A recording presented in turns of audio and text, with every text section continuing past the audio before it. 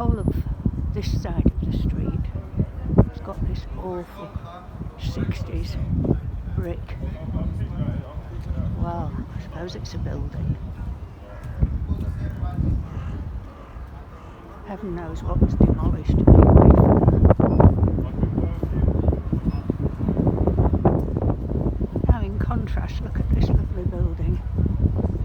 Now the sun's shining so much, can we actually see it? 1896, A. Watson's Son. Seems to be a household furnishing place, still standing. And next to it, we've got the public library. Now then, apparently this was built with money from the Scottish philanthropist Andrew Carnegie, who made a lot of money in America in the steel business, and he liked to endow local towns with facilities for reading. His statues over the door somewhere. Is that him there? Oh no, that's John Dryden, the poet. Isn't it lovely? And still standing. 1910 the library was built, so there it is. And then just over 20 years later, this magnificent shop was built. Look at that for Art Deco style. Got that wonderful semicircular, the cream and green. And then it's got all these awful Poundland Arts Direct, Sports Direct.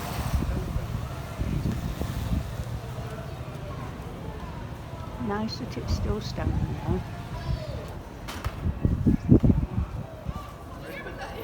Then the opposite side of the street, we've got another 60s monstrosity.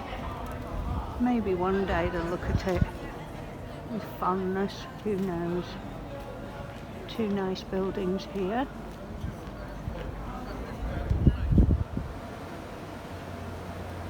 This statue is to commemorate Professor Crick, who was born in Western Fable in 1916, and him and his partner discovered DNA, and he got the Nobel Prize for it later. And then here, unfortunately, it looks like it might be on its way out. Another Art Deco building. Lovely top half. Not sure what's gone on here. Not sure what it was. Let's hope it gets saved. We've just deviated a little bit from Abington Street to Fish Street. And I always think this is a lovely building. Malcolm Inglis and Company, Glasgow, 1796. Don't know what it was. Now a subway, possibly an insurance company. So we're going back up here. There looks like the remnants of an Art Deco building there on the corner, with Vodafone underneath it. And here's the post office. We've just gone to the end of Fish Street and turned right back on St Giles Street, and that's nice to see that the post office is still there and still being used as a post office. And we're just going down here now towards the centre of town, really, where the big church is. This looks like a nice building over the road, well, at least the top half does. And here behind me, I don't know if you can see that, it says Office for Weights and Measures. AD 1972. We'll just go over the road to have a better look at that. And this pub looks like it's been here a bit, doesn't it? The Wig and Pen. There we are, there's the Weights and Measures office with sort of a coat of arms at the top.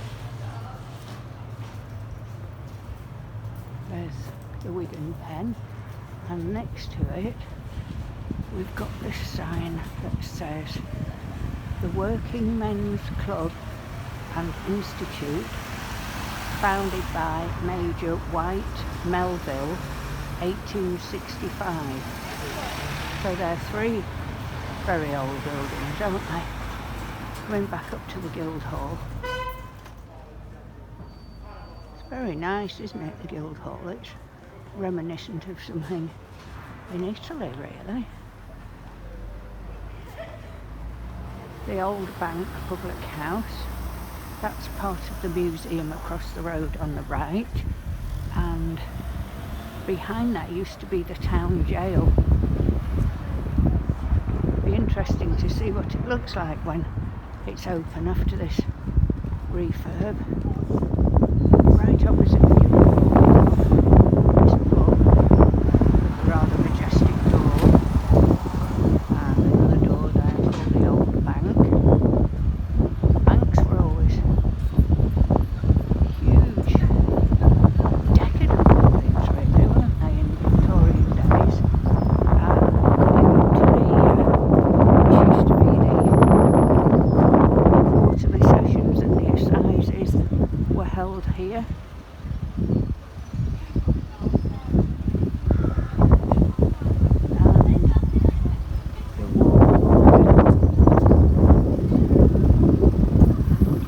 The corner to the main church in the square.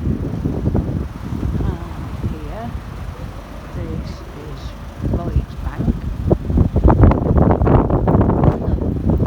Very grand building for a bank.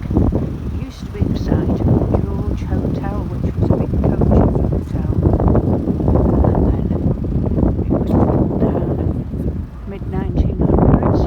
And we're going down here now, Gold Street, which, as the name suggests, was where lots of money merchants were and jewellers, and a big Jewish population.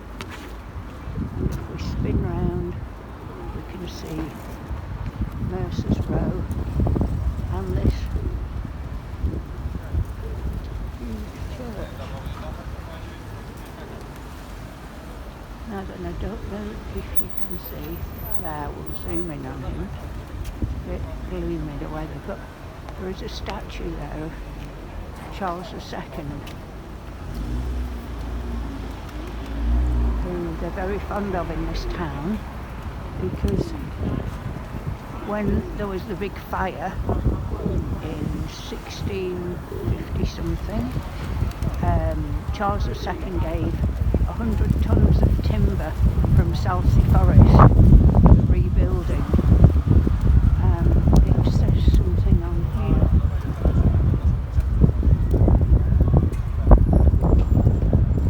Yeah, and there he is.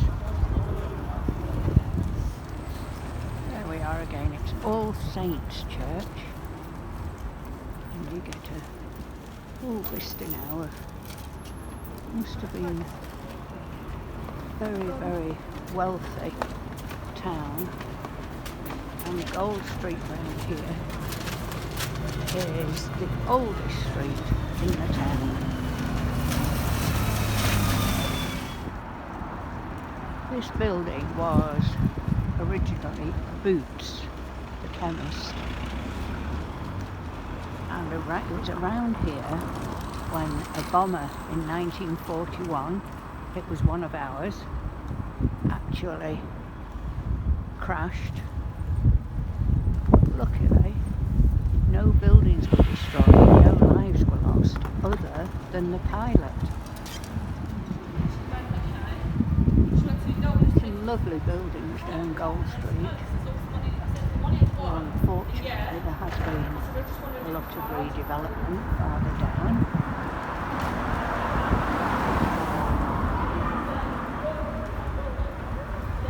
Most of it does look a bit shabby, I'm afraid. And this is just a little street called Kingswell Street, just off Gold Street, and it was an old school, look. It says Beckett and Sargent School, endowed 1735. I picked my, look. Oh, it's because I'm walking and it's really windy. Hang on a minute.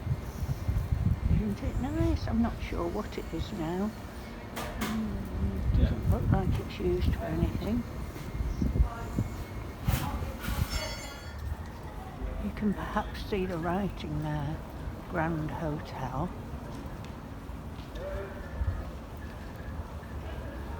It was probably the best hotel in the town, but then unfortunately fell into disrepair, and now the Travelodge have taken it over.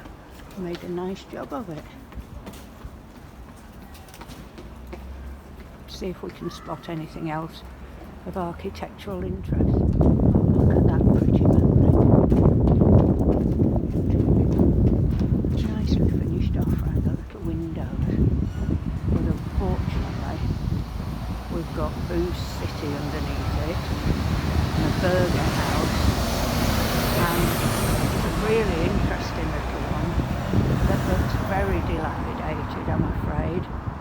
This one here above the Gents Barbers, and this one here, 1892, looks to me like maybe it was a school or something. It's not got anything on to tell us what it was.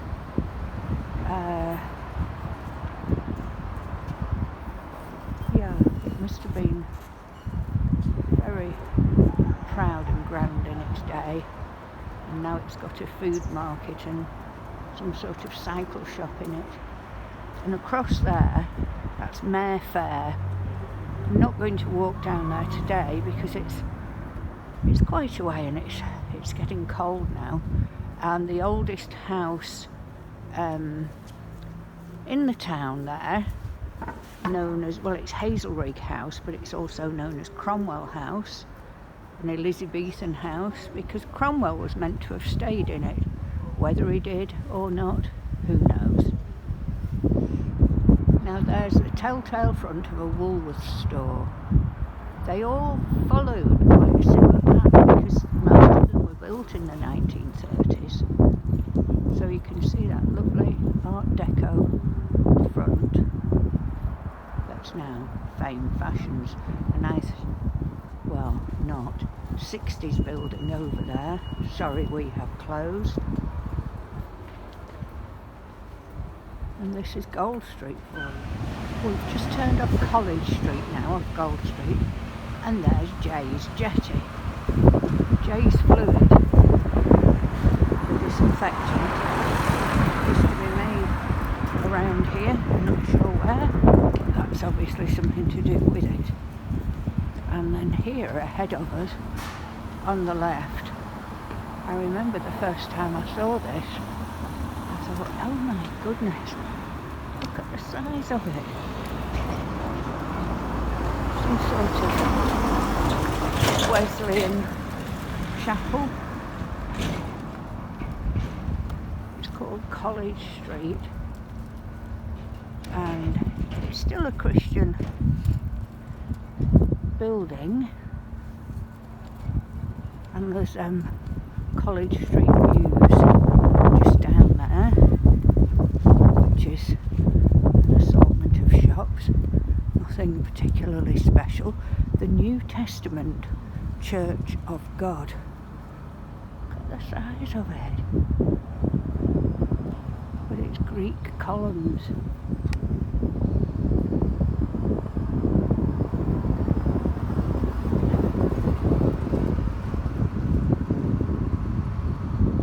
Probably early mid 19th century. We're now on the drapery, which which of course used to sell all sorts of things, making dresses, everything to do with haberdashery, I suppose. What can you say about this building? I think it's awful, but only my opinion. It used to be, it was 1874 it was built, as an department store, and very old-fashioned in that the female staff used to stay on the premises. They'd got dormitories on the top floor, and the male staff stayed nearby at the Swan Inn. I'm not sure where the Swan is, but somewhere along here. Very grand bank there, Northampton Bank. That end there's a few shabby buildings. We'll go into the marketplace. But these old buildings now.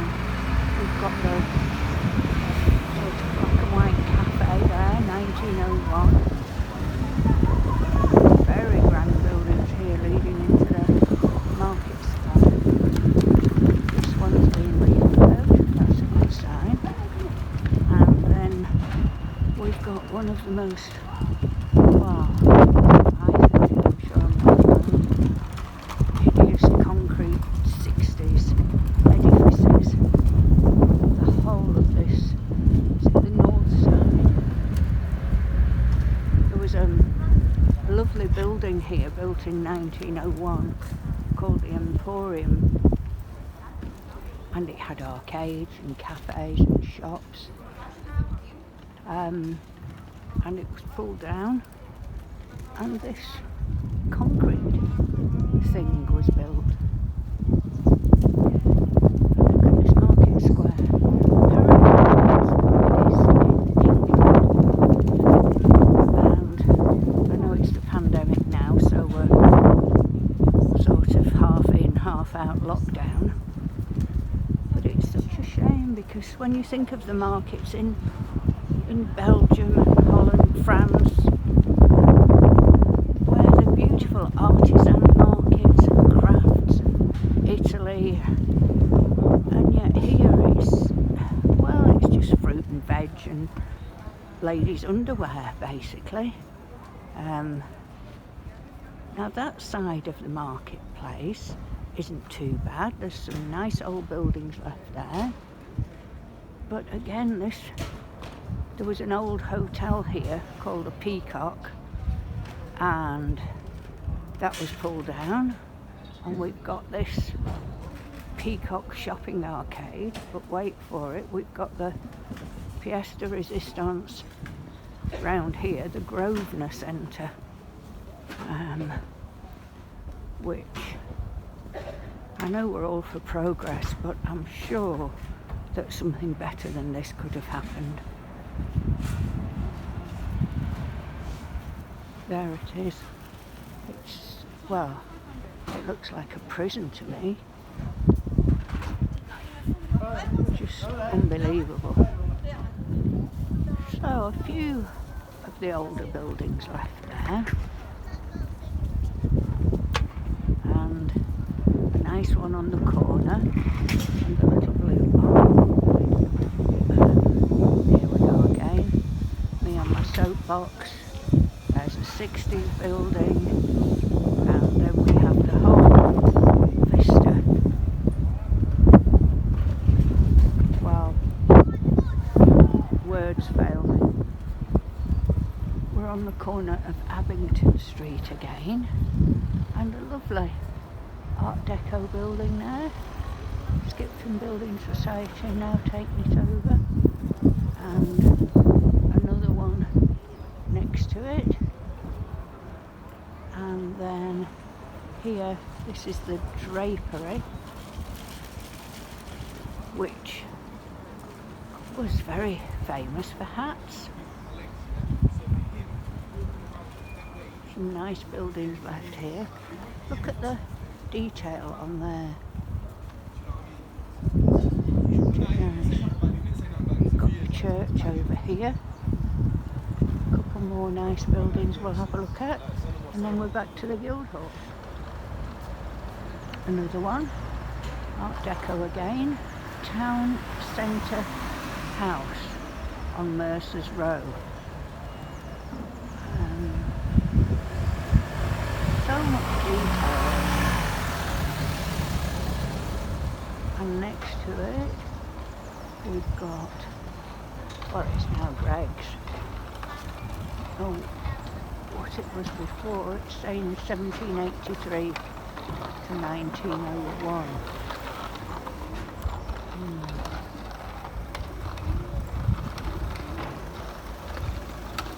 And finally one just down at the end with a little cupola. No, cupola. A turrety, a roundy turret thing on the top. Very nice.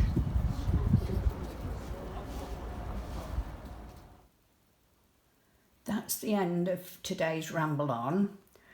Some of the talking towards the end might be difficult to hear because some sort of blizzard started. I had to scuttle home because of the snow. I'd like to say, though, there are quite a lot of negative comments in there from me, but I'm not singling out Northampton. It's the same in a lot of towns where the developer's axe has struck. My hometown of Blackpool has suffered too.